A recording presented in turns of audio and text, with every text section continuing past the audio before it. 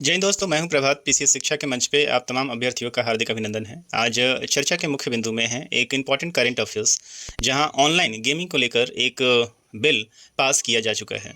तो आइए चलते हैं सेशन में और देखते हैं क्या है ये खास बिल जो बन सकते हैं हमारे लिए एक परीक्षा का हिस्सा।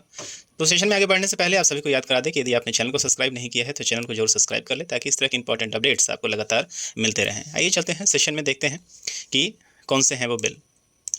देख सकते हैं यहाँ जो मैं रेफरेंस ले रहा हूँ, हालांकि इसको लेकर लगातार ही न्यूज़पेपर में खबरें आ रही हैं। तत्काल में जो रेफरेंस ले रहा हूँ 21 अगस्त से लेकर 23 अगस्त, जिससे मैं लेक्चर रिकॉर्ड कर रहा हूँ, आज दिनांक है 23 अगस्त, और 23 अगस्त तक इस बात की सूचना आ चुकी है कि बिल दोनों ही सदन से पास हो चुका है और यह एक कानून बनने के लिए राष्ट्रपति के पास भेज दिया गया है और इसके बाद अब ये कानून बन जाएगा और इसकी अधिक सूचना जल्दी ही जारी कर दी जाएगी। मतलब ये बात स्पष्ट है कि सरकार इस पूरे बिल को लेकर काफ़ी सीरियस है और काफ़ी जल्दी इसके ऊपर सारे एक्शन होने वाले हैं।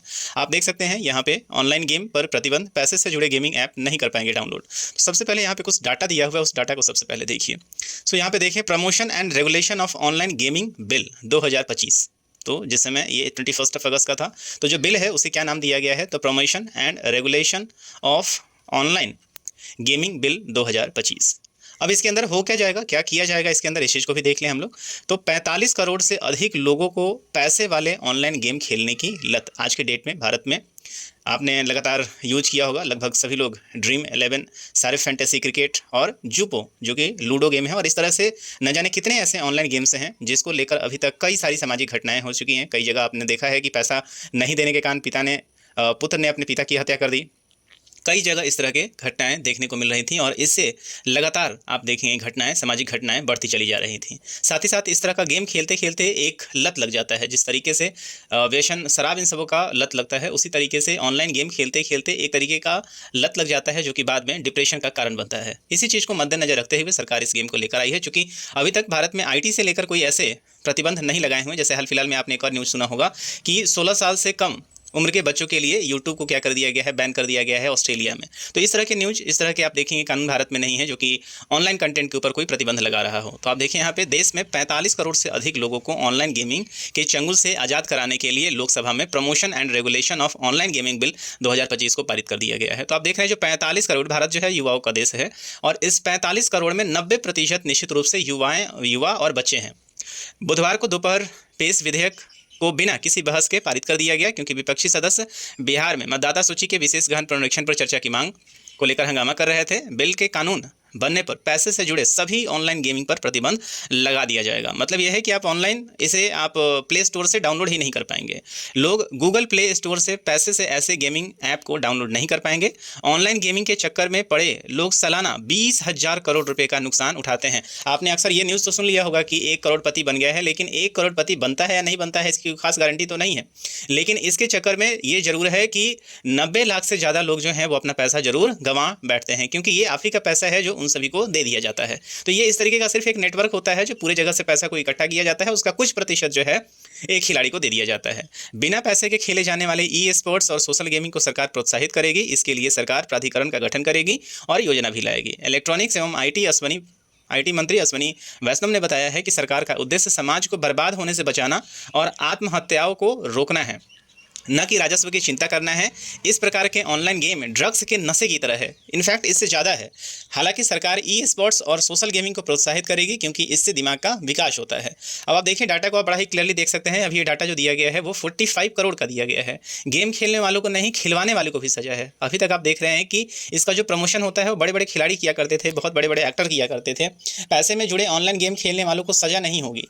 जो लोग इस प्रकार का गेमिंग ऐप संचालित करेंगे उनके लिए 1 करोड़ तक का जुर्माना और 3 साल की कैद का प्रावधान भी किया गया है। तो आप देख रहे हैं कि जो लोग इसको प्रमोट करेंगे उसको 1 साल का तो सजा है ही, जेल है ही, साथ ही 1 करोड़ का जो फिनेंशियल है वो लगेगा और साथ ही साथ उनको 3 साल का कैद भी है, ताकि इस तरह के गेम को कोई भी प्रमोट नहीं कर पाए। गेमिंग ऐप का विज्ञापन करने वाले स्टार को 2 साल की सजा और 50 लाख रुपये तक का जुर्माना का इस बिल में प्रावधान किया गया है। गेम में ट्रांजैक्शन सुविधा देने वाले को भी 1 करोड़ के जुर्माना के साथ 3 साल की कैद होगी। नए कानून के लागू हो जाने तक गेमिंग की वर्तमान व्यवस्था जारी रहेगी। तो आप देख रहे हैं कि जब तक ये पूरा कानून जो है वो एग्जिस्ट नहीं कर जाता, आ नहीं जाता, इसको लेकर लगातार ही आप देख रहे हैं। ये 23 अगस्त का न्यूज़ है। आप देखिए यहाँ पे कुछ इंपॉर्टेंट डाटा यहाँ पे दिए हुए हैं जिससे देखकर आप भी हैरान हो जाएंगे। देखिए जरा यहाँ पे 3,240 करोड़ का वैश्विक बाजार है ऑनलाइन गेमिंग। तो जो आप ऑनलाइन गेम देख रहे हैं ये छोटा मोटा मार्केट नहीं है। आज के डेट में ये 3,240 करोड़ का ऑनलाइन मार्केट है, जिसमें से 1800 गेमिंग स्टार्टअप अभी चल रहे हैं। आज के डेट में 1800 लोग जो हैं अभी और भी इस तरह के गेम्स बना रहे हैं। 20% उपयोगकर्ता, केवल आप देखेंगे कि 20% पूरे विश्व में से सबसे ज़्यादा जो इसके यूजर्स हैं वो कहाँ हैं, भारत में हैं। 15% भागीदारी गेमिंग ऐप डाउनलोड में होती है और 15 करोड़ उपयोगकर्ता जो हैं वो जूपी एयर पे हैं। आप देख रहे हैं जूपी जो लूडो का कारोबार करता है उसके पास 15 करोड़ यूजर्स हैं। इस बात को आप देख लें। उसके बाद आप देखें यहाँ पे कि 45 करोड़ लोगों को गेमिंग से होता है हर साल नुकसान। मतलब 45 करोड़ लोग जो हैं वो कुल मिला के सारे गेम्स के यूजर्स हैं, जिनको लगातार नुकसान का फ़ायदा उठाना पड़ता है। सभी कभी एक बार जीत गए तो जीत गए, अन्यथा हमेशा उनको नुकसान ही देखना पड़ता है। 20,000 करोड़ गंवाते हैं लोग हर साल और सरकार का ये दावा है। तो इसके चक्कर में पूरे देश में आप देखते हैं कि लगभग 20,000 करोड़ का लॉस होता है पूरे लोगों को। 2600 करोड़ गेमिंग से कमाए सरकार ने बीते 5 साल में। सरकार को कितनी कमाई हुई है, देखिए टोटल जो मार्केट है ये 3240 है। 5 साल में सरकार को कितनी कमाई हुई है, केवल 2600 करोड़ रुपये। तो सरकार को भी उतना ज़्यादा कोई कमाई यहाँ से नहीं होती है। 1212 करोड़ से ज़्यादा उपयोग करता है MPL के, जो क्रिकेट का गेम है, और 60 से ज़्यादा गेम संचालित करती है MPL।